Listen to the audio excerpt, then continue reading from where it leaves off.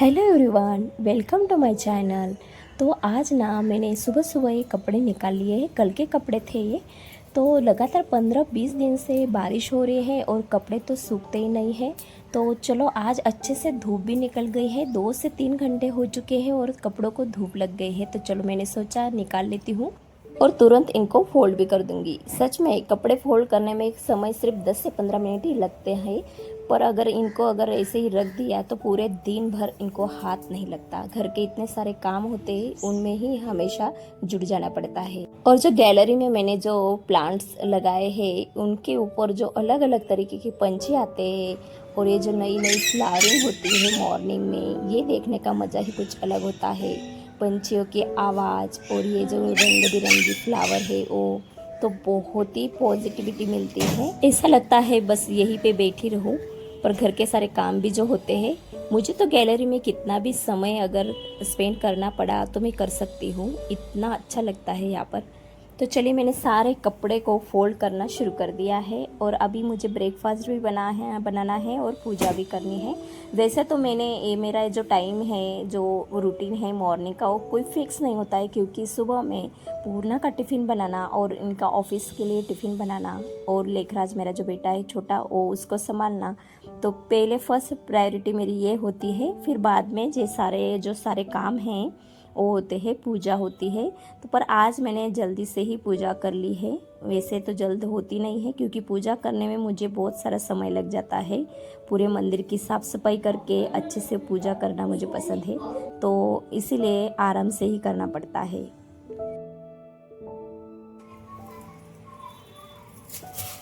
आज ना मुझे हस्बैंड को टिफ़िन में आमरस और शिमला मिर्च की सब्ज़ी देनी है।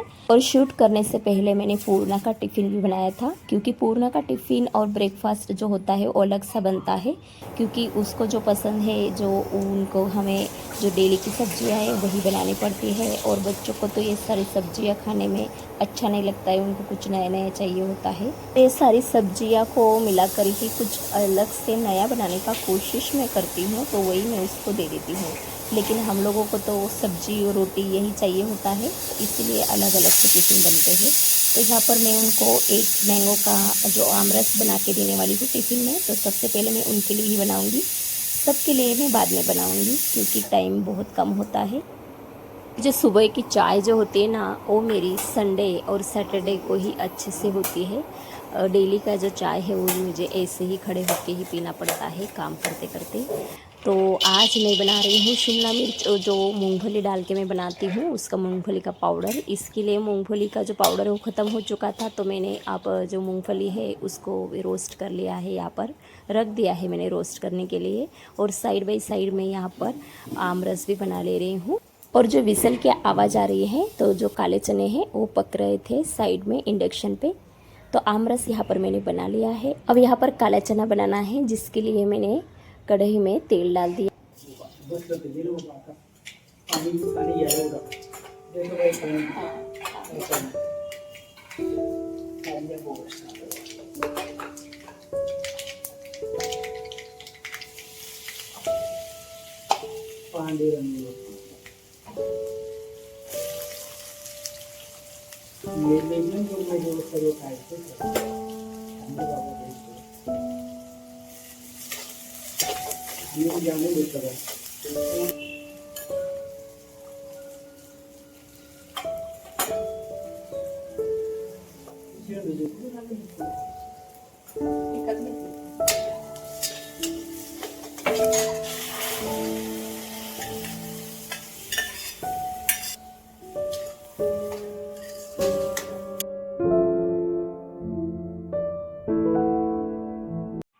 तो यहाँ पर मैंने काला चना बना लिया है, बहुत सारा हरा धनिया डाल के अब इसको सर्व कर दूँगी।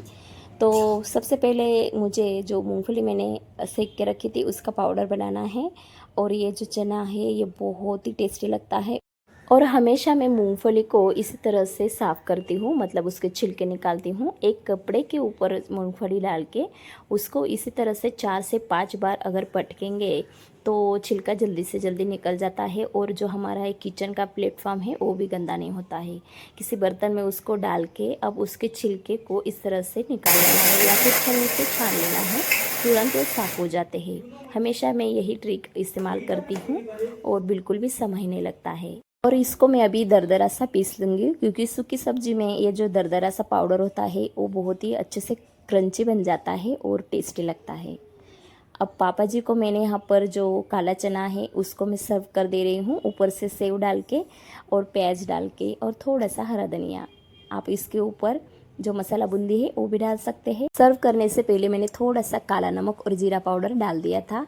तो देखिए यहाँ पर मैंने इनका टिफ़िन भी पैक कर लिया है, जिसमें मैंने शिमला मिर्च और चपाती और जो काला चना चाट बनाया था, मतलब काले चने की सब्जी भी बोल सकते हैं, हम उसर बोलते हैं इसको। तो ये जो है इन्होंने बोला कि मुझे टाइम नहीं है तो ऑफिस में ही मैं खाऊंगा, तो मैंने वो ब्रेकफास्ट में बनाया था वो भी पैक कर दिया, तो तुरंत वो जाने के बाद खा लेंगे। तो ये हो गया मेरा फर्स्ट टास्क जो मेरा डेली रूटीन का होता है। अब मैं आई हूँ टेरेस के ऊपर। अब बजे हैं शाम के 4। तो पूरा घर का काम, पूरे घर की साफ सफाई करने के बाद जो समय मिलता है तो वो मैं अपने जो ये प्लांट्स लगे हैं, पौधे लगाए हैं, मैं इनके साथ में स्पेंड करती हूँ। आज मुझे ये जो ड्रैगन फ्रूट है इसको खाद देनी है, तो जो गोबर होता है सूखा हुआ उसको मैं डालने वाली थी, पर बारिश की वजह से मैं डाल नहीं पाई। और यहाँ पर ड्रैगन फ्रूट को फ्लावरिंग होना स्टार्ट हो चुकी है, तो यहाँ पर 2 फ्लावर लग चुके, मतलब जो बर्ड्स आते हैं, कलियाँ आती है वो आने लग गई है। तो ये जो सूखा हुआ जो गोबर होता है वो सबसे पहले डालना पड़ता है, जो फ्लावरिंग होती है उससे पहले। पर जो बारिश आ चुकी थी जो उसका तो ये समय नहीं था, जो मई महीने में आ जाती है, तो आ गई तो अब क्या कर सकते हैं। अगर बारिश में मैं डालती तो जो गोबर है वो पूरा ऐसे ही बह जाता पानी में और उनको कोई भी पोषण नहीं मिल पाता। इसीलिए मैंने सोचा चलो आज तो मैं ये काम कर लेती हूँ, क्योंकि अगर इनको गोबर नहीं मिला तो ये जो बर्ड्स आएंगे तो वो तुरंत ही सूख जाएंगे, कोई भी फ्रूट्स नहीं आ पाएगा। तो बारिश की वजह से देखिए ये 10-15 दिन में बहुत सारे एक्स्ट्रा जो यहाँ पर बीज आती है, धूप की वजह से गिरती है, तो वो जो यहाँ पे घास उग गई थी उसको मैंने निकाल लिया है। अब मुझे खाद भी बनानी है और ये पौधे जो है उनके ऊपर भी ये गोबर डालना है सूखा हुआ, जो ये भी तो खाद ही है, क्योंकि मैं गौशाला से इसको लेके आई थी जो सूखा हुआ होता है। इसको अगर भिगो के 10-15 दिन अगर पानी में भिगो के रखा और वो पानी डाला, वो भी बहुत ही पोषक होता है ये जो पौधे होते हैं उनके लिए। तो फिर वो फ्रूट्स के हो या फिर फ्लावर के हो, तो मैं वो भी बनाने वाली हूँ। और आज मैंने ये काम कर दिया है, मैंने सारे पौधे को जो ये सूखा हुआ गोबर है उसका पाउडर डाल दिया है कूट के, और लेखराज का उसका तो अलग ही काम चल रहा है। आप देख सकते हैं सारे पत्थर उठा के लेके आया और नीचे उंगली भी आ चुकी थी उसकी, तो वो देख रहा है, देखो। तो चलिए अब मैंने ये काम कर दिया एक। अब दूसरा है मुझे किचन के का जो वेस्ट होता है उसका कंपोस्ट बनाना है, तो उसके लिए भी मैं जो सूखा ये गोबर है वो डालूँगी, मिट्टी डालूँगी, और यहाँ पर मैंने जो सूखा वेस्ट निकाला था किचन का वो भी डालूँगी।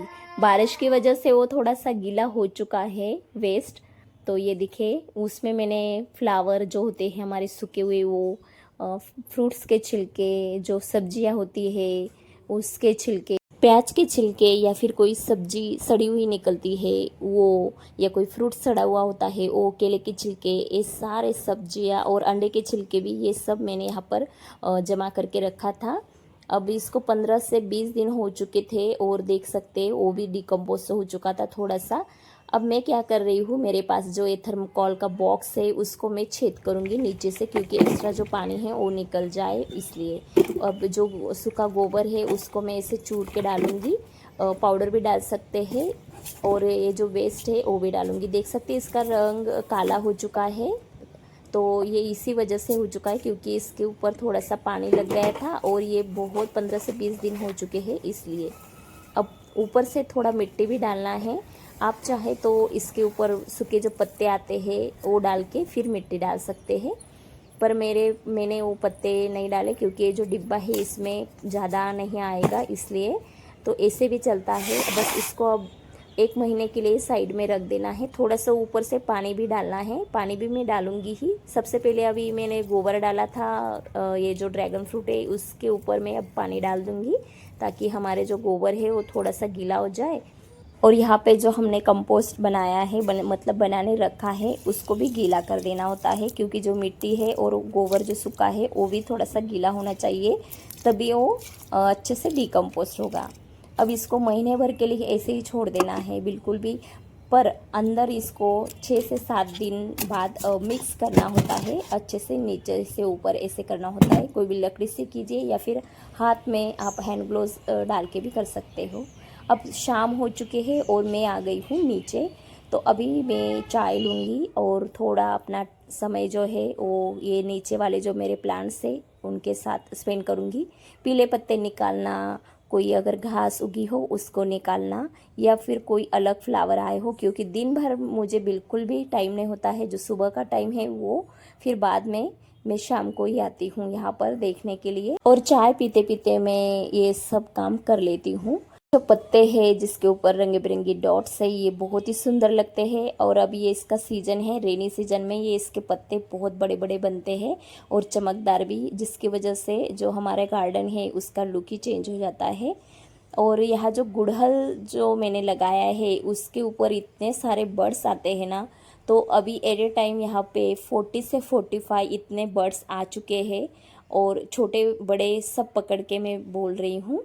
तो और डेली की जो फ्लावरिंग आती है तो 5 से 6 फ्लावर इसके डेली आते हैं, और 1.5 साल हो चुका है इसको लगाते हुए। मैंने लगाया है इसको, इतना बड़ा हो चुका है, पर इसके जो फ्रंट जो ब्रांच होती है उसके ऊपर ही जो बर्ड्स बनते हैं, तो इसके लिए मैं इसकी कटिंग भी नहीं कर पाती हूँ, क्योंकि जब भी हम कटिंग करने जाते हैं तो वहाँ पे बर्ड्स लगे ही होते हैं, तो बिल्कुल भी मन नहीं होता। इसलिए बहुत लंबा हो चुका है, आप देख सकते हैं मेरे साइड में है, बहुत लंबा है वो।